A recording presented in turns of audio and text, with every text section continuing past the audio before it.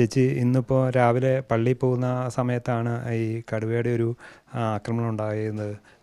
അതെങ്ങനെയാണ് ഓർക്കുന്നത്? എന്താണ് സംഭവിച്ചത് ഞാൻ ഇവിടുന്ന് റോട്ടിലേക്ക് കയറി കുറച്ചങ്ങ് ചെന്ന് കഴിഞ്ഞപ്പോൾ നമ്മുടെ പറമ്പിൽ നിന്ന് തന്നെ എന്തോ ഒരു ഇരയ്ക്കുന്ന പോലെ ഭയങ്കര ഒരു ഇരപ്പ് പോലത്തെ ഒരു ഒച്ച ഞാൻ ശ്രദ്ധിച്ചു.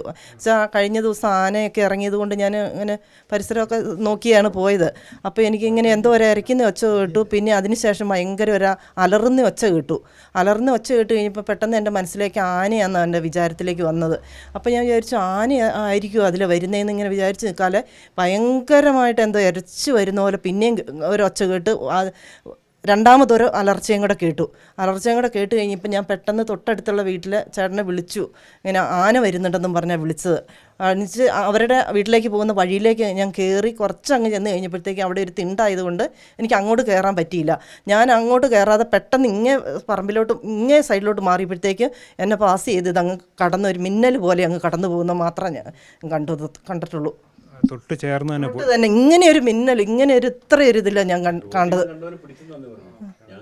നമ്മളെ അങ്ങനെ ശരീരമേത്ത് ഉപദ്രവമൊന്നും ഉണ്ടായി? ഞാൻ എന്തോ ഒരു എനിക്ക് അറിയത്തില്ല അന്ന് ആ സമയം എങ്ങനെ കടന്ന് കഴിഞ്ഞു പോയെന്ന് എനിക്ക് അറിഞ്ഞുകൂടാ.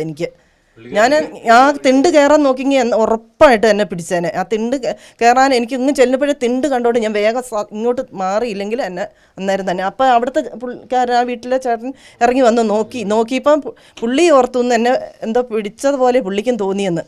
പുള്ളിയുടെ അത് കഴിഞ്ഞ് ഞാനിങ്ങ് തെന്നി മാറിയപ്പോഴത്തേക്കും അവരുടെ പൂച്ചേനെ ഓടിച്ചാൽ കയറിപ്പോയെന്ന് അവർ പറയുന്നു. അതുകൊണ്ട് മാറില്ല. ഇപ്പോൾ ഇങ്ങനെ തുടർച്ചയായി ഇപ്പോൾ തൊട്ടടുത്താണ് കഴിഞ്ഞ ദിവസം ആനയുടെ ആക്രമണമായി അജീഷ് മരിക്കുന്നത്. ഇന്നിപ്പോൾ കടുവയുടെ ആക്രമണം ഉണ്ടാകുന്നു. അപ്പോൾ ശരിക്കും നേരം വെളുത്ത സമയത്ത് ഇത്രയും ആൾക്കാർ ഈ മെയിൻ റോഡ് സൈഡുമാണ്. അപ്പോൾ തൊട്ട് പുറകെ തന്നെ ഒരു വണ്ടിക്കാരൻ വന്നു എന്ന് പറയുന്നത് എനിക്കൊന്നും അറിയില്ല. അവരെന്നെ വിളിച്ചു എന്ന് ഒന്നും ഞാൻ കേൾക്കുന്നില്ല. എങ്ങനെയാണോ അവർക്ക് ശരിക്കും അറിയാം എന്താ സംഭവം നടന്നതെന്നുള്ളത്. എനിക്ക് എന്താണെന്നുള്ളത് ശരിക്കും ഒരു ബോധ്യം വരുന്നില്ല ഇപ്പോഴും. ആശുപത്രി പോയിട്ട് ഇപ്പോൾ വന്നേ ഉള്ളൂ. BP ഒക്കെ കുറച്ച് കൂടിയിട്ടുണ്ട്. നേരത്തെയൊക്കെ വെച്ചാൽ നമ്മളിപ്പോൾ വനമേഖലയോട് ചേർന്നൊക്കെ പോവുകയാണെങ്കിൽ വന്യമൃഗങ്ങളുടെ ശല്യം ഉണ്ടാകുന്നത് നമുക്ക് മനസ്സിലാക്കാൻ കഴിയും. പക്ഷെ ഇതിപ്പോൾ നമ്മുടെ ജീവിതം പ്രതീക്ഷിക്കുന്നില്ല. ഈ പള്ളി ഈ പരിസരം എന്നത് അങ്ങനെ ഒരു ഇതും ഇല്ലാത്ത ഒരു അന്തരീക്ഷത്തിൽ നിന്ന് ഇത്ര പെട്ടെന്ന് ഇങ്ങനെ വരുമ്പോൾ നമുക്കത് ഒട്ടും അംഗീകരിക്കാൻ പറ്റില്ല. അത് ഈ പകൽ വെളിച്ചത്തിലൊക്കെ രാവിലത്തെ വെളിച്ച സമയത്തൊക്കെയാണ് ഇങ്ങനെ ഉണ്ടാകുന്നത്. അപ്പോൾ രാത്രിയിലൊക്കെ നമുക്ക് എങ്ങനെ ഇത് വിശ്വസിച്ച് പുറത്തിറങ്ങാൻ? ഒരു കാരണവശാലും ഇനി എന്നെ സംബന്ധിച്ച് ഞാൻ എനിക്കൊരു ഭയപ്പാട് ഇപ്പോഴാണ് ശരിക്കും എനിക്കൊരു ബോധ്യം. അവിടെ ഇവിടെയൊക്കെ പറഞ്ഞ് കേട്ടുകേൾവി ഉണ്ടെങ്കിലും ശരിക്കും എനിക്കിപ്പോഴാണ് എല്ലാം കൊണ്ടും ഒരു ബോധ്യമായത് സംഗതി ആകെ ഇത് പ്രശ്നമാണെന്നുള്ളത്. ഇപ്പോൾ വീട്ടിൽ നിന്ന് പുറത്തിറങ്ങാൻ ഭയപ്പാട് തോന്നുന്നുണ്ടോ? ഉണ്ട്, ശരിക്കും ഉണ്ട്.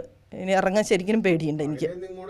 ഇതുവരെ എൻ്റെ മാറിയില്ല. ഞാൻ അവിടെ മറിഞ്ഞു കെട്ടി വീണ്ടും ആ വീട്ടുകാരെന്നെ വലിച്ചു കയറ്റിക്കൊണ്ട് പോയത്.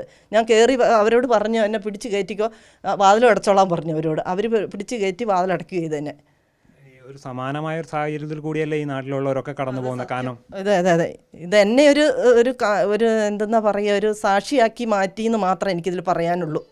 ഇതിന് വേണ്ട നിലപാട് എന്താണെന്നുള്ളത് മനസ്സ് എന്തെങ്കിലും ഹൃദയമുള്ളവർ കണ്ടെത്തുക. അതിൽ കൂടുതൽ എനിക്കൊന്നും പറയാനില്ല. എനിക്ക് ശരിയായ വനം വകുപ്പും അല്ലെങ്കിൽ സർക്കാരൊക്കെ അല്ലേ ഇതിന് നടപടി? അതെ അവരിത് എന്തായത് ഇങ്ങനെ നമ്മളെ കൊന്ന് തിന്നോട്ടെ എന്നോർത്ത് വിട്ടേക്കുന്ന മനസ്സ് വെച്ചിട്ടാണോ, അല്ലെങ്കിൽ ഇങ്ങനെ എന്തായാലും ഇതിന് പരിഹാരം എന്തായാലും ഉണ്ടാവൂലേ?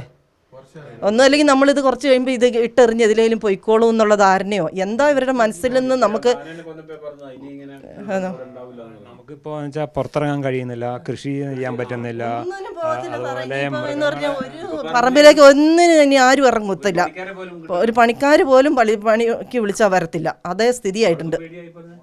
കൃഷി ചെയ്ത് ജീവിക്കാൻ പറ്റാത്ത. അതെ കൃഷി ചെയ്ത് മൃഗങ്ങളെ വളർത്തിയും കൃഷി ചെയ്ത് ഒന്നും ജീവിക്കാൻ നിവൃത്തിയില്ല. പക്ഷേ സർക്കാരാകട്ടെ നിസ്സംഗത പുലർത്തും. അതെ സർക്കാർ ഇതിന് ശരിക്കും നിയമം തിരുത്തി എഴുതട്ടെ. ഇവർ 72 നിയമം വെച്ചുകൊണ്ടിരുന്നിട്ട് ഇപ്പം ആ സ്ഥിതി എല്ലാം പരിസ്ഥിതി എല്ലാം മാറി. ഇപ്പോഴും ആ നിയമമാണെന്ന് പറഞ്ഞുകൊണ്ടിരുന്നിട്ട് നമ്മളെ ശരിക്കും വഞ്ചിക്കും അവർ ചെയ്യുന്നത്. അന്നത്തെ നിയമം മാറ്റി എഴുതേണ്ട സമയം കഴിഞ്ഞു പോയി. ആ കാലഘട്ടങ്ങളെല്ലാം കഴിഞ്ഞു പോയി.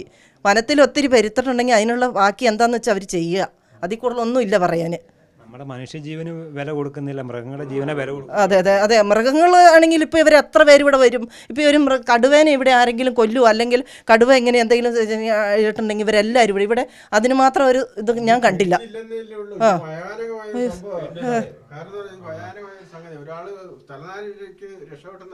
എന്തോ എനിക്ക് അന്നേരം എൻ്റെ ദൈവശക്തി തന്നുകൊണ്ട് മാത്രം ഞാൻ രക്ഷപ്പെട്ടത്, അല്ലെങ്കിൽ ഒരു കാരണവശാലും ഞാൻ രക്ഷപ്പെടില്ല എന്നുള്ള ഉറപ്പ് തന്നെ എനിക്ക്. ഒരു സ്ഥലത്തേക്ക് മുട്ട് പറിച്ചിട്ട് ഇപ്പോഴും എനിക്ക് ഉച്ച കഴിഞ്ഞിപ്പോൾ എത്രയായോ സമയം അറിയത്തില്ല, ഇപ്പോഴും എൻ്റെ മുട്ട് കൂട്ടി വിട്ടിട്ട് എനിക്ക് ശരിക്കും നടക്കാൻ പോലും എനിക്ക് പറ്റുന്നില്ല എനിക്ക്.